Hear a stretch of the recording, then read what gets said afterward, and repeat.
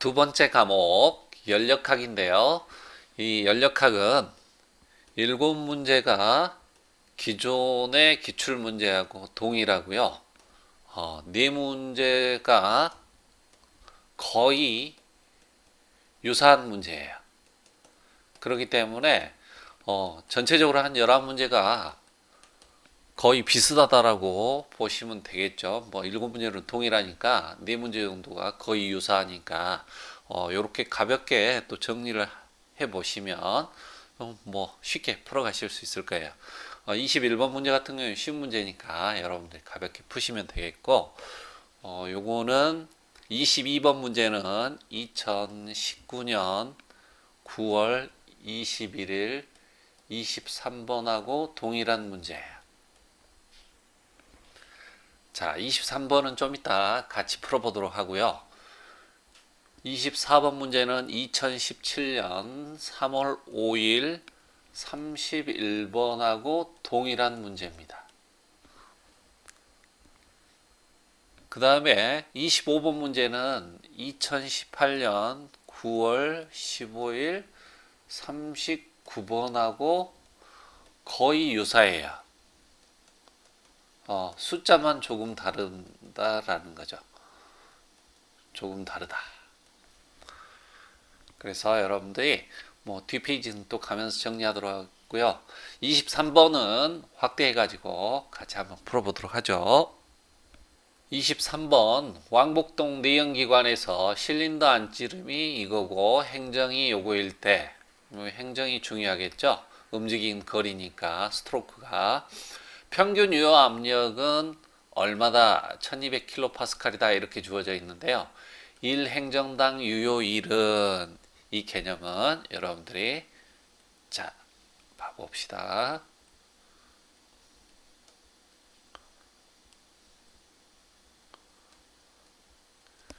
요렇게 해서 요게 V1이 여기 최적이 이렇게 있었는데 요렇게 V2로 되면서 뭐를 한 거예요? 2를 한 거죠. 그러면 여기서 여기까지의 기본 값, 원래는 이게 내연기관이면 극간 최적이잖아요. 간극 최적, 간극 최적이라고도 하고, 어째요? 클리어런스 볼륨이다라는 거죠, 이게. 그래서 피스톤이 움직이면 여기까지밖에 안 움직이죠. 그래서 상사점의 개념이죠. 요거는 하사점이 되겠죠. 그러면 요게 실제 스트로크가 일어나는, 여기에서부터 어디까지? 여기까지 일어나겠죠. 이해되셨나요? 그래서 첫 번째 길이 여기서 여기까지를 L1이라고 하고 여기서 여기까지를 L2라고 하면, 여러분들 자 봐봅시다. 평균 유효 압력이 뭐였어요? 여러분들 L1, V1에서 V2까지 움직이면서 똑같은 압력으로 요렇게 P 맵으로 요렇게 움직였을 때, 연력학에서 뭐 1에서 2 과정을 이렇게 움직였다라면 PDV 값, 요 값, 2란 값하고 평균 유효 압력으로 쭉 일정하게 V1에서부터 어디까지? V2까지 일정한 압력으로 일했을 때 이 일량이 어쨌었죠? 같아질 때를 평균 유효 압력이라고 했었죠. 그러니까 평균 유효 압력의 개념만 정확히 알면 어렵지 않게 풀 수 있는 거예요. 그러면 PV가 이 DW는 PDV잖아요. 그러니까 최적 변화를 얼마만큼 한 거예요? 그렇죠. V2-V1만큼 한 거잖아요. 전체 요게 V2의 최적이고 요만큼 V1이 있잖아요. 그러니까 실질적인 최적 변화는 얼만큼? 요만큼 된 거죠. 그래서 V2-V1 이 개념을 그대로 쓰면, 자, V2의 개념은 여기에 있는 피스톤의 단면적 A가 있을 거 아니에요. A에다가 뭐예요? L2를 곱하면 뭐가 되겠어요? 그렇죠. V2가 되겠죠. 그 다음에 V1은 A에다가 피스톤의 단면적에다가 L1의 길이를 곱하면 될 거 아니에요? P맵이고 A가 공통이니까 L2-L1이 되겠죠. 요게 바로 뭐겠어요? L2에서 L1의 이 길이가 바로 뭐겠어요? 행정이겠죠. 움직인 스트로크 길이다 이 말이에요. 그래서 요게 델타 L 값인 거죠. 이해되셨죠? 그러면 P맵에다가 피스톤의 단면적에다가 요거 델타 L, 즉 요 행정이 바로 뭐겠어요? 델타 L이겠죠. 그래서 P맵에다가 1200kPa이니까 10의 3승으로 바꿨고 4분의 단면적 4분의 파이 D의 제곱이겠죠. 근데 전부 메타 단위니까 메타로 넣어야 될 거 아니에요. 그래서 0.068 D의 제곱 됐습니까? 메타의 제곱 이렇게 집어넣고 그 다음에 행정이 뭡니까? 목이 잠깐 잠겼는데요. 0.08 이렇게 정리하시면 행정 델타 L 이해되셨죠? 그래서 이렇게 풀면 답이 나오겠죠? 이렇게 정리하시면 23번은 이게 평균 유효 압력이 뭐구나 이렇게 다시 한번 정리해 본 거예요. 다음으로 가보도록 할게요. 26번은 조금 이따 같이 풀어보도록 하고요. 27번 문제는 요게 2019년 3월 3일 25번하고 동일한 문제예요. 그 다음에 28번은 2018년 3월 4일 39번과 거의 동일합니다. 숫자만 약간 달라요. 그래서 비교해 가면서 푸시면 빠르게 정리하실 수가 있을 거고요. 그 다음에 29번은 2021년도 3월 7일 26번하고 거의 동일해요. 거기에서는 요 압축비를 입실론 값을 주고 요 효율 값을 구하라고 나왔어요. 순서만 바꾼 거죠. 그래서 효율을 주고 압축비를 물어볼 수도 있고 압축비를 그때는 여기 이 시험 문제에서는 8을 줬어요. 8을 줘가지고 연료율 요거를 구하는 문제였어요. 알았죠? 이렇게 정리하시면 되겠고 그 다음에 31번은 또 저랑 같이 한번 풀어보도록 할 거고요. 32번은 2018년 3월 4일 28번하고 동일한 문제예요. 자, 그럼 확대해서 이거 한번 풀어보도록 합시다. 26번인데요. 보일러 터빈 응축기 펌프로 구성되어 있는 전기 원동선이니까 뭐예요? 랭킨 사이클이잖아요. 랭킨 사이클.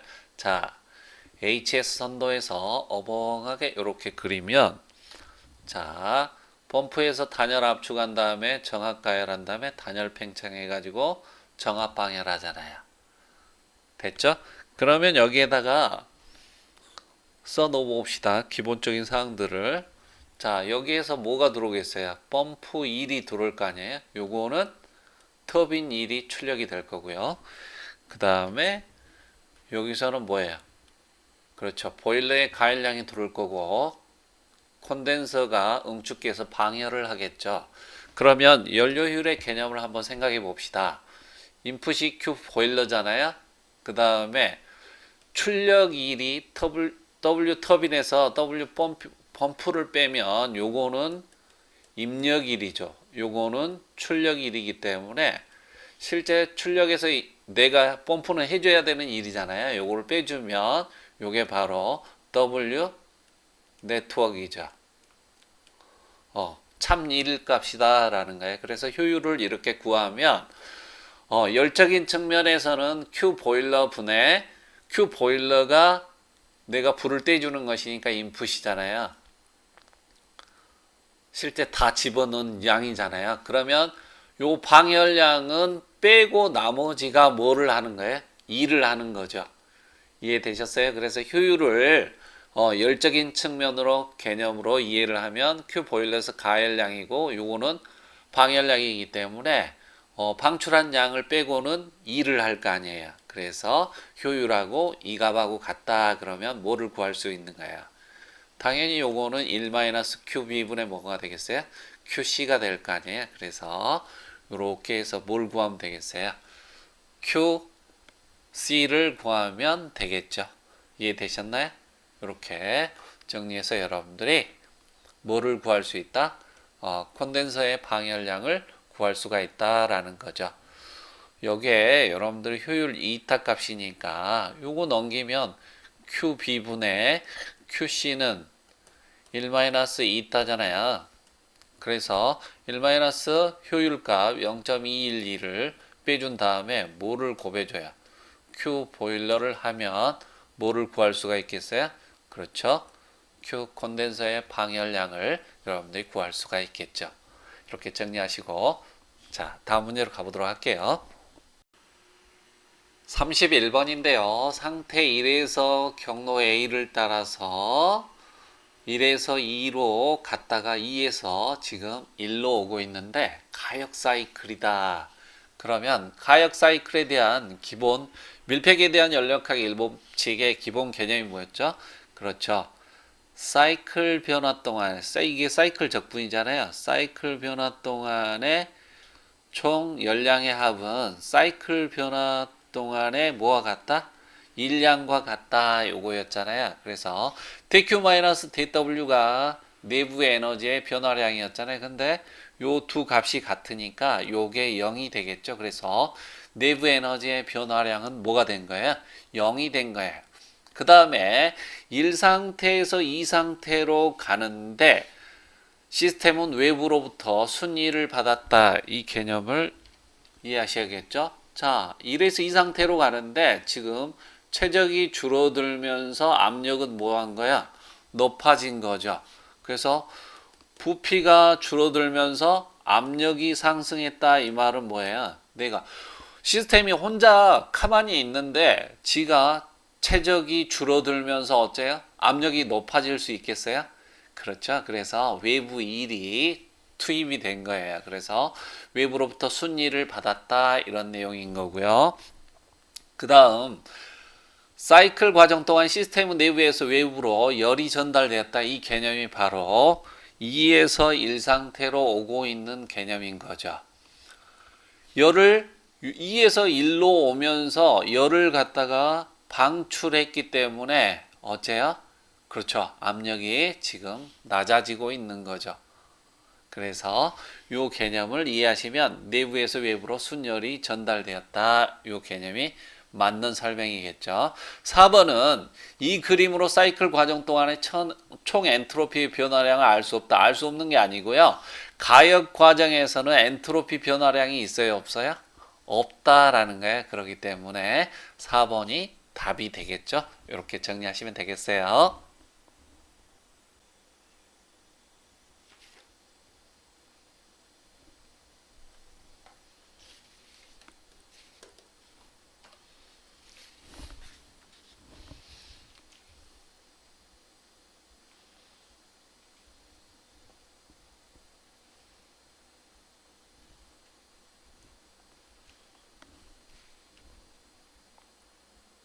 녹화 시작하도록 하겠습니다. 녹화 시작하도록 하겠습니다.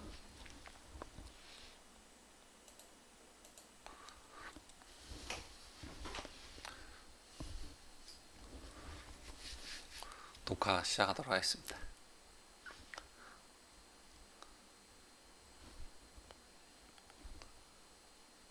33번, 34번, 뭐 35번 이런 것들은 기본 문제니까 이제 여러분들이 쉽게 정리하실 수가 있을 것 같고요. 36번은 2016년 5월 8일 32번하고 동일한 문제예요. 37번은요.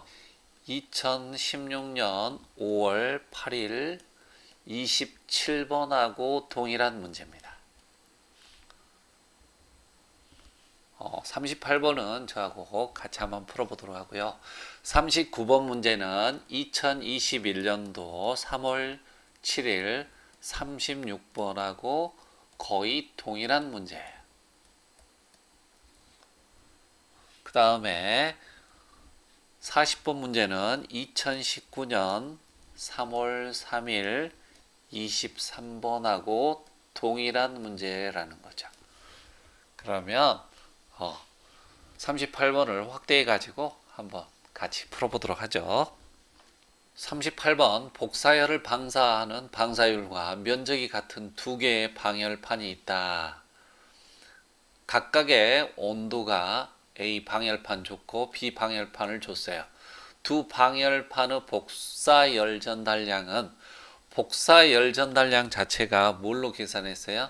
여러분들 스테판 볼츠만의 법칙에 의해서 복사 에너지 양값은 어째 뭐에 비례하더라는 거예요? 그렇죠. 온도의 사승에 비례한 거예요. 그래서 QB분의 QA이기 때문에 온도 절대 온도로 전부 집어넣는 거니까 80도 더하기 273 해가지고 4승분해 A가 120도씨잖아요. 그래서 120도씨 더하기 273 해가지고 4승하면 요렇게 앞에서도 요런 내용을 다룬 적이 있어요. 여러분들. 그래서 에너지, 복사 에너지 양값이 온도의 4승에 뭐하더라? 비례하더라. 요거만 기억하시면 여러분들이 쉽게 정리해가지고 이렇게 푸실 수 있는 내용이잖아요. 그래서 연력학은 여러분들이 어떻게 정확하게만 이해하면 실질적으로 3역학 과목 중에 여러분들이 연력학이 가장 쉬운 과목이에요. 기억해야 되는 수식도 이론 시간에 얘기했지만 한 15개 정도밖에 없잖아요. 그거면 여러분들이 거의 연력학은 애우지 않고 풀어갈 수 있다는 걸 제가 이론 강의 시간에 정확하게 설명을 드렸기 때문에 여러분들 다시 한번 이렇게 꼼꼼히 복습하시고 풀어보시면 아마 연력학이 가장 쉬운 과목이 될 겁니다. 이렇게 정리하시게요. 세 번째 과목 유체역학인데요. 유체역학은 8문제 정도 체크하고 가시면 되는데 5문제가 기존의 기출문제하고 동일한 문제고요. 3문제가 숫자만 다른 거의 유사한 문제죠. 거의 숫자만 바꿔서 또 내고 이렇게 출제하고 이러기 때문에 이렇게 가면서 또 정리해 보도록 하죠. 41번 문제는 여러분들 차원 해석은 요거 무차원수는 뭐예요? 차원의 각 차원의 지수 합이 뭐다? 0이다. 이렇게 명적 방법으로 해석했던 내용이잖아요. 이렇게 간단하게 정리하시면 무차원수 뭐가 나오겠어요? 파이를 구할 수가 있겠죠. 그래서 차원 해석은 너무나 많이 설명을 했기 때문에 가볍게 이렇게 정리하시면 되겠고요. 다음 페이지로 가보도록 하죠. 41번에서 모든 차원의 지수합은 0이다. 이게 명적 방법이었잖아요. 그래서 MLT 차원의 지수합이 0이다 하면 부차원수 파이를 구할 수 있었죠. 이렇게 정리하시면 되겠고 42번, 43번 이런 거는 기본 개념이니까 여러분들 정리하시고 44번 문제는 2017년 3월 5일 53번하고 동일한 문제예요.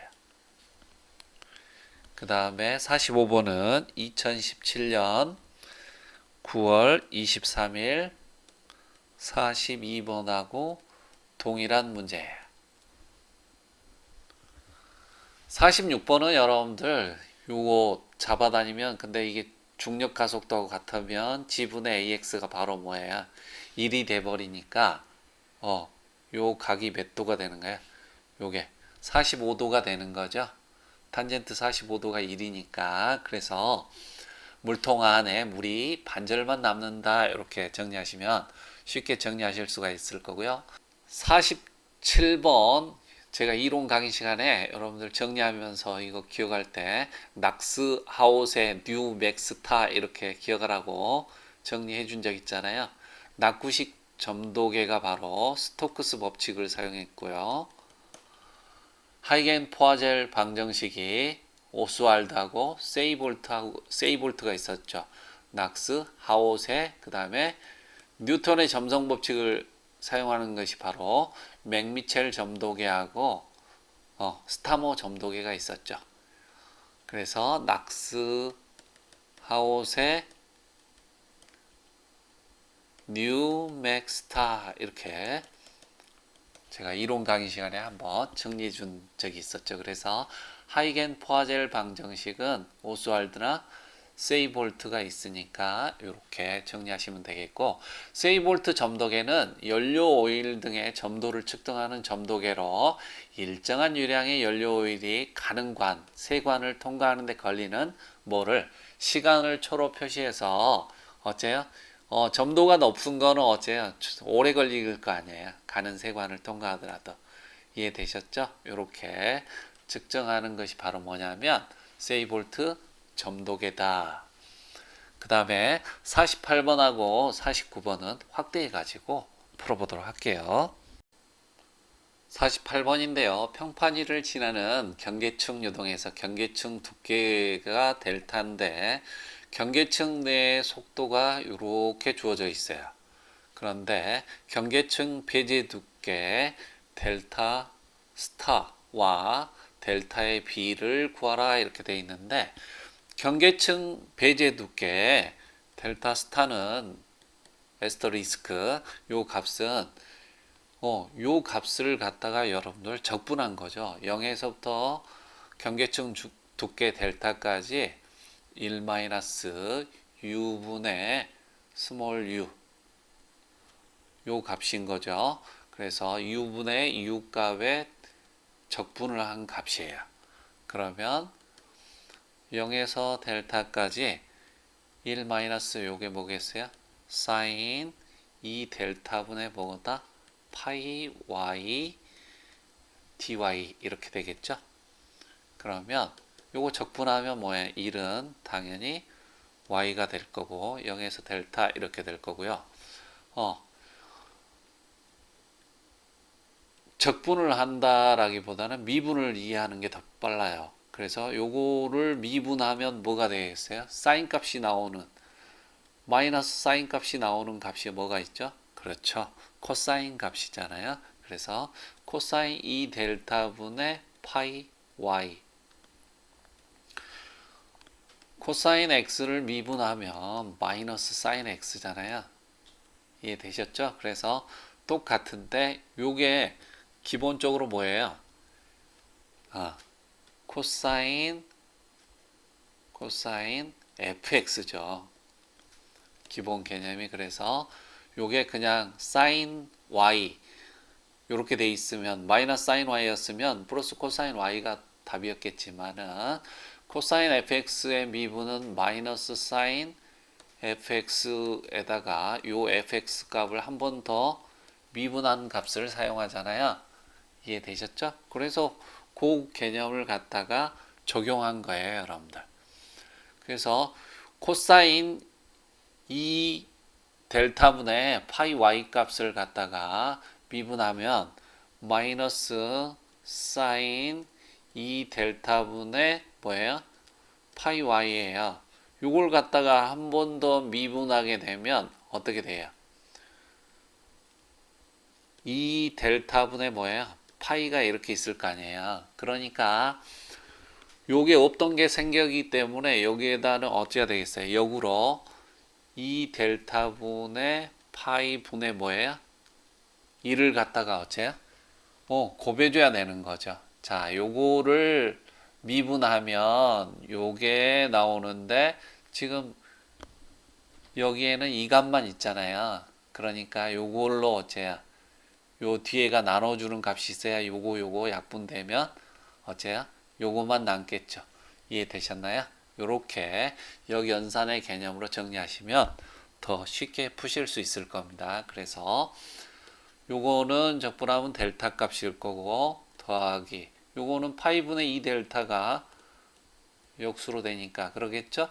그 다음에 코사인 뭐예요? 2 델타분의 파이 y 이렇게 해가지고 0부터 어디까지? 델타까지 집어넣으면 되겠죠? 그러면 요거는 델타 더하기 파이분의 2 델타. 요거는 뭐겠어요? 델타 값 집어넣으면 코사인 90도가 나오잖아요. 그러니까 어째 0이 될 거고 코사인 0은 뭐예요? 1이니까 요렇게 값이 되겠죠. 그러면 델타 마이너스 파이분의 뭐예요? 2 델타 이렇게 되겠죠. 그러면 이 값은 파이분의 파이 델타 마이너스 2 델타 이렇게 되겠죠. 됐나요? 그러면 파이분의 파이 마이너스 2의 공통이 델타니까 이렇게 될 거 아니에요. 마지막에 여러분들 뭘로 나눠주고 있는 거야? 이 값을. 요게 지금 델타 에스터리스크 값인 경계층 배제 두께잖아요. 이 값을 뭘로 나누고 있는 거야? 그쵸? 델타로 나누니까 이렇게 되니까 답이 파이분의 파이 마이너스 2가 나오는 거예요. 그래서 이렇게 답을 구하실 수가 있겠죠. 그래서 여러분들이 기본적으로 미분에 대한 개념들을 가지고 적분을 하는 게 훨씬 더 편하다 이렇게 정리하시면 더 쉬울 겁니다. 다음 문제로 넘어가도록 할게요. 49번인데요. 2차원 직각좌표계에서 유동함수 푸사이가 주어져 있잖아요. 푸사이가 y-x의 제곱인 정상유동이 있다. 속도 크기가 루트 5인 점을 모두 고르면 이렇게 되어 있는데요. 한번 풀어봅시다. 유동함수 푸사이는 u는 어떻게 되죠? 속도 벡터의 x성분인 u는 라운드 y분의 라운드 푸사이예요. 유동함수가 주어졌을 때. 그 다음에 v는 라운드 x분의 라운드 푸사인데 마이너스가 붙어 있죠. 이해되셨나요? 그러면 u성분, x성분, 속도 벡터는 ui 플러스 vj의 개념이기 때문에 u를 갖다가 2차원 직각좌표계니까 이렇게 될 거 아니에요. 그래서 라운드 i분의 라운드 푸사이 요거를 갖다가 y에 대해서 뭐 하는 거예요? 그렇죠. 미분하는 거죠. y에 대해서 미분하면 앞에 거는 뭐예요? 1이고 뒤에 거는 어째요? 편미분할 때 y는 y만 뭐예요? 변수기 때문에 요거는 상수에 해당되니까 미분하면 0일 거 아니에요. 그래서 뭐가 된다? 1이 되잖아요. y 미분하면 y로 미분하는 거니까 1-0이니까 결과적으로 요게 어떤 성분? x성분이 되겠죠? 그 다음에 v는 마이너스 라운드 x분의 라운드 푸사이가 y 마이너스 뭐야? x의 제곱이잖아요. 그러면 x로 미분하면 어떻게 됩니까? y 값은 0이고 요거는 마이너스 2x 이렇게 되니까 결과적으로 뭐가 나오죠? 2x가 바로 y 방향 성분이에요. 이해되셨나요? 그래서 속도 벡터 크기는 루트 u의 제곱 더하기 뭐예요? v의 제곱이 되겠죠? 속도 벡터가 이렇게 있으면 요게 바로 뭐예요? u고 요게 뭐예요? v의 개념이잖아요. 그래서 속도 벡터의 크기가 얼마? 루트 5니까 u는 1로 고정이 돼 있잖아요. 그래서 요거는 1일 거고 여기 2x인데 여기에 2x의 제곱이잖아요. 그러면 요 값이 루트 5가 되는 값을 찾아야 되니까 x가 1일 때는 어째요? 여기에 1 들어가니까 2의 제곱이 되니까 루트 1 플러스 4가 돼서 얼마가 되는 거예요? 루트 5가 되잖아요. 그래서 y 방향인데도 지금 x 성분에만 영향을 받으니까 x가 얼마여야 돼요? 그렇죠. x가 1인 값만 찾으면 되는 거예요. 그러니까 만약에 얘를 갖다가 넣으면 2니까 4가 돼가지고 4의 제곱하면 16이니까 루트 17이 돼버릴 거 아니에요. 이해되셨나요? 그래서 당연히 49번은 기억 니은이 답이겠죠. 이해되셨나요? 이렇게 정리하시면 되겠어요. 50번은 2015년 3월 8일 55번하고 동일한 문제예요. 51번은 저하고 같이 한번 풀어보도록 할 거고요. 52번은 2017년 5월 7일 53번하고 동일한 문제예요.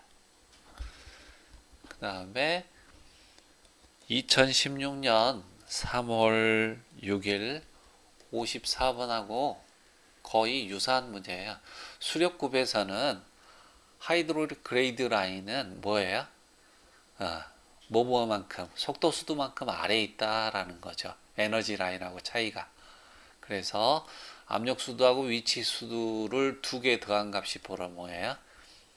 HG 됐다. 이런 식으로 정리한 적이 있습니다. 뭐 이런 시간에는 상당히 자세히 정리했던 내용이니까 이렇게 정리하시면 되겠고, 그 다음에 4번은 간단한 문제잖아요. 검사면에 작용하는 힘들의 합은 검사 최저 안에 뭐와 같다? 운동량 변화량과 같다. 이렇게 정리해서 여러분들이 푸시면 되겠고, 그 다음에 55번은 2015년 3월 8일 43번하고 거의 유사한 문제예요.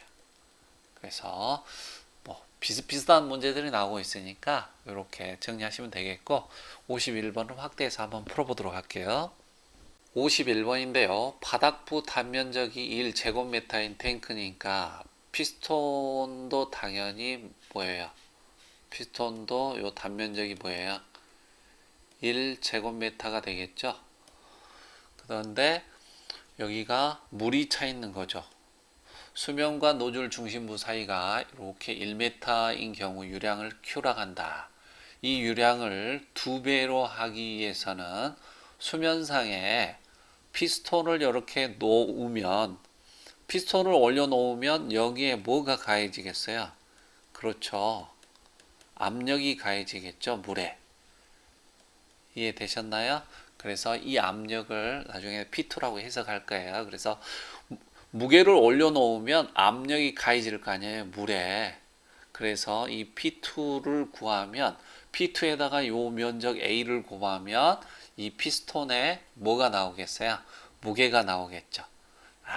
해봅시다. 첫 번째, 요렇게 자유표면 그냥 수면일 때 여기 분출 속도는 루트 얼마입니까?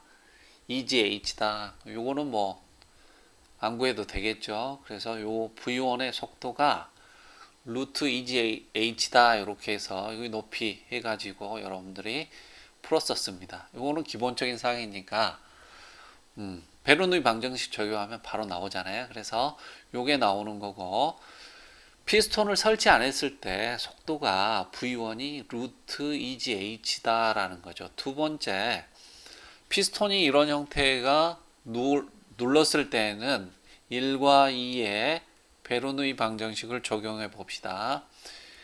1과 2의 에너지는 어쩐다? 같다. 그래서 감마분의 P1 더하기 2지분의 V1의 제곱 더하기 Z1은 감마분의 P2 더하기 2지분의 V2의 제곱 더하기 Z2하고 같다라는 거죠. 근데 V2에 내려오는 속도는 원래 무시했었죠. 이거 기본 해석할 때도. 왜? 요게 작게 구멍을 뚫어가지고 분출하기 때문에 그랬었죠. 그 다음에 P1은 대기압이니까 무시했었잖아요. 그러면 수식이 2지분의 V1의 제곱은 감마분의 P2 더하기 Z2 마이너스 뭐예요? Z1이죠. 됐습니까? 그러면 V1의 분출 속도는 2G만 곱하면 감마분의 P2의 더하기 2G Z2 마이너스 Z1은 뭐예요? 결과적으로 요 높이 H겠잖아요. 그래서 H 이렇게 쓰면 되겠죠. 그러면 봐보십시오. 1은 루트 EGH예요. Q는 이코르 AV인데 여기에 단면이 바뀌어요, 안 바뀌어요? 안 바뀌니까 결과적으로 속도가 몇 배가 돼야 되는 거야? 1에서 구한 속도의 2배가 되면 유량이 몇 배가 되는 거야? 2배가 되겠죠. 2에 가신가요? 첫 번째, 이 V1의 루트 EGH를 2배가 분출이 되면 피스톤을 올려놨을 때 2배가 되면 어째 유량이 2배가 될 거 아니에요. 그러니까 요거는 지금 피스톤을 올려놨을 때 요것이 피스톤 때문에 무게 때문에 여기에 압력을 P2라고 했기 때문에 요 값하고 두 번째 구한 값하고 어째야 첫 번째 값에 어째야 2배를 하는 거는 같아야 되겠죠. 그래서 루트 2g의 감마분의 뭐야? P2 더하기 2gH는 뭐가 돼야 되는 거야? 그렇죠. 2배의 루트 2gH가 되면 되겠죠. 피스톤을 올려놨을 때 여기에 가해지는 압력을 P2라고 하면 이해됐나요? 이렇게 정리하시면 이제 루트 값이니까 양변을 뭐 해야 되겠어요? 제곱해야 되겠죠. 그러면 2g 감마분의 뭐예요? P2 더하기 2gH는 뭐예요? 4 곱하기 얼마? 2gH 이렇게 되겠죠. G는 뭐 다 공통이니까 없애면 요거는 8H가 되고 요거는 2H니까 빼주면 요거는 6H가 되겠죠. 그러면 남아있는 게 감마분의 2P2 이렇게 될 거 아니에요. 고로 P2 값 자체는 뭐가 되는 거예요? 피스톤을 올려놨을 때 여기에 걸리는 압력은 3 감마 H 이렇게 되겠잖아요. 물이니까 감마 5로니까 1000kg 포스퍼 비중량이 메타의 3승이겠죠. 그러니까 3 곱하기 1000kg 포스퍼 메타의 3승. 그리고 지금 몇 메타에 있는 거죠? H가 그렇죠. 1메타의 개념이니까 여기가 얼마가 나오는 거예요? 그렇죠. 3000kg 포스퍼 뭐가 나오는 거예요? 제곱메타가 나오는 거죠. 여기에 압력이 피스톤을 올려놨을 때 압력이 얼마가 걸리는 거예요? 3000kg 포스퍼 제곱메타다라는 거죠. 그래서 결과적으로 무게는 W는 압력 곱하기 뭐가 돼야 되겠어요?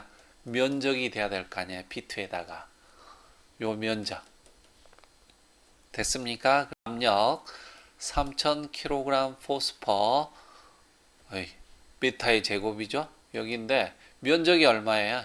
1제곱미터잖아요. 그러니까 당연히 무게는 뭐가 나오겠어요? 3000kg 포스예요. 출제자분께서 그냥 요게 킬로그램이라고 기존의 공학 단위계를 무게를 그냥 어째요?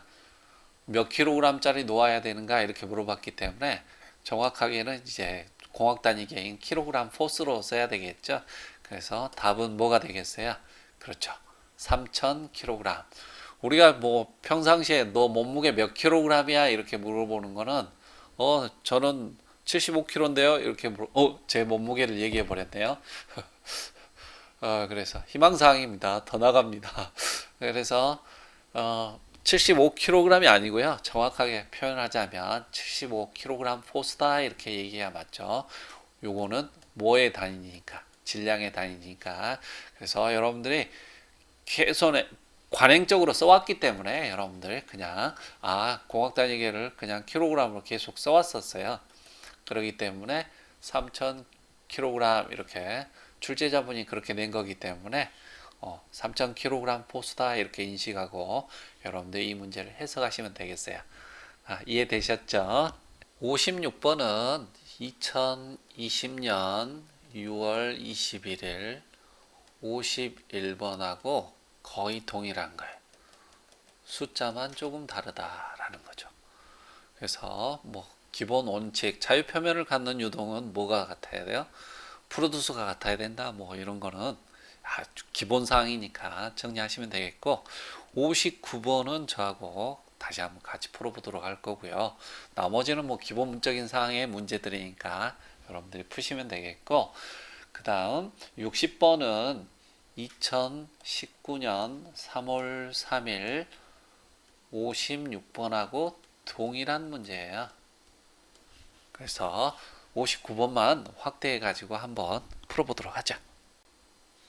59번인데요. 마노미터를 설치하여 액체 탱크에 수압이라는 표현보다는 압력이라는 표현이 더 좋을 것 같아요. 왜냐하면 액체의 밀도가 지금 물이 아니기 때문에 액체 탱크의 압력을 측정하고자 한다.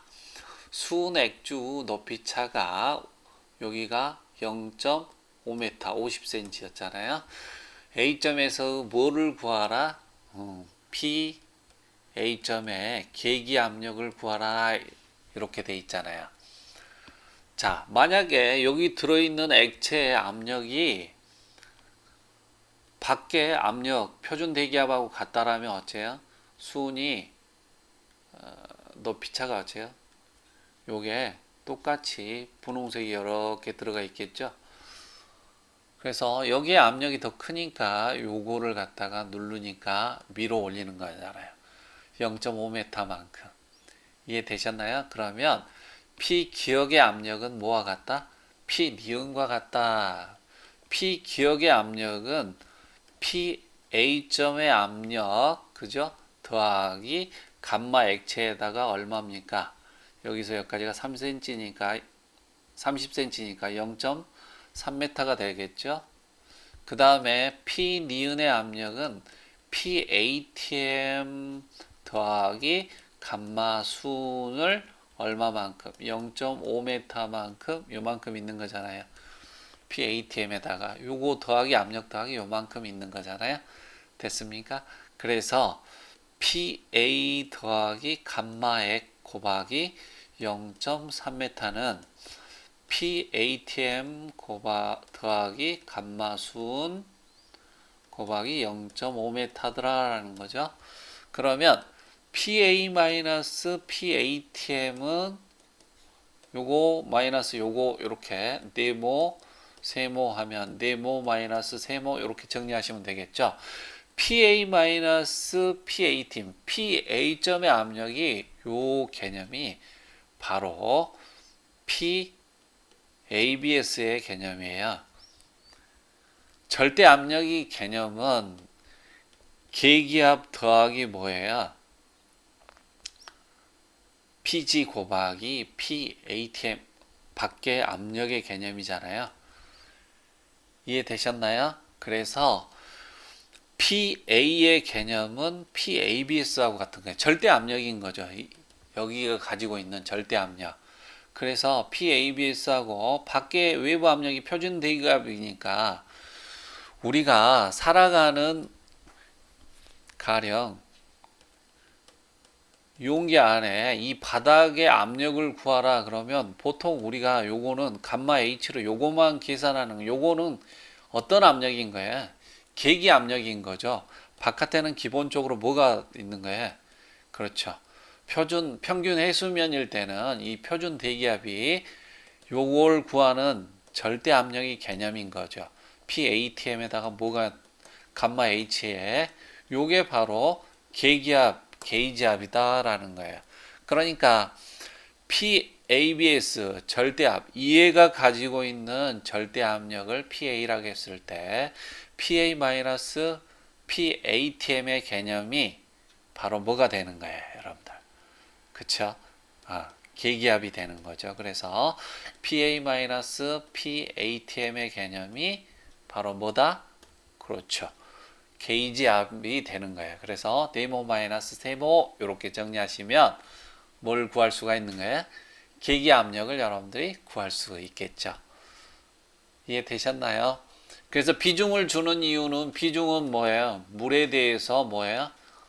X 물질이 얼마나 무겁냐라는 개념이기 때문에 쉽게 적용해서 이렇게 푸시면 59번 문제도 쉽게 정리하실 수 있을 겁니다. 이해되셨죠?